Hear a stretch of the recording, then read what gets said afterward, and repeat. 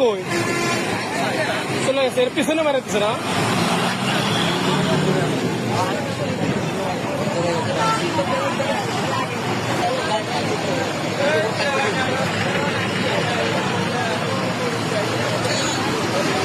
দর্শক, আমি এই মুহূর্তে রয়েছে বগুড়ার শেরপুর উপজেলার গাড়িদহ ইউনিয়নের মহিপুর কলোনি এলাকায়। আপনারা দেখতে পাচ্ছেন এখানে হানিফ গাড়ি আসলে পেছন থেকে করত একটি বাসের সঙ্গে কিন্তু আসলে সংঘর্ষ হয়েছে। কোনো হতাহতর ঘটনা ঘটেনি, তবে বৃষ্টির মধ্যে এই অবস্থায় কিন্তু আসলে পরিবেশটা খুবই ভয়ঙ্কর হয়ে উঠেছে। আপনারা দেখতে পাচ্ছেন গাড়ির কিন্তু সামনের অংশ কিন্তু আসলে ক্ষতিগ্রস্ত হয়ে গেছে।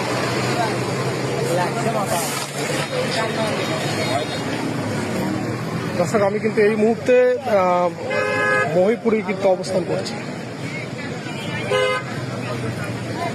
আপনারা দেখতে পাচ্ছেন আসলে দুর্ঘটনাটি কিন্তু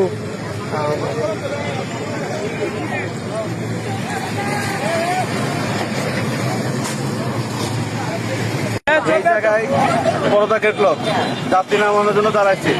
দাঁড়ানোর পরে পিছনে আর একটা বেসরকারি গাড়ি, ওখানে উনিও মনে করেন ব্রেক করছে, যার কারণে আপনার হাইওয়েতে হানিফ গাড়ি দ্রুত গতিতে আসতেছিল।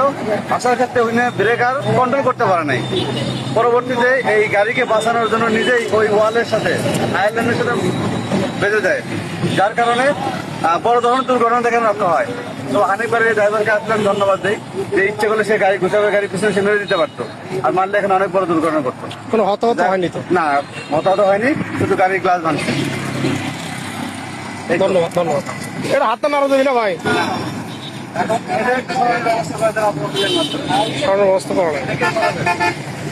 এখন যে বিষয়টা এটাকে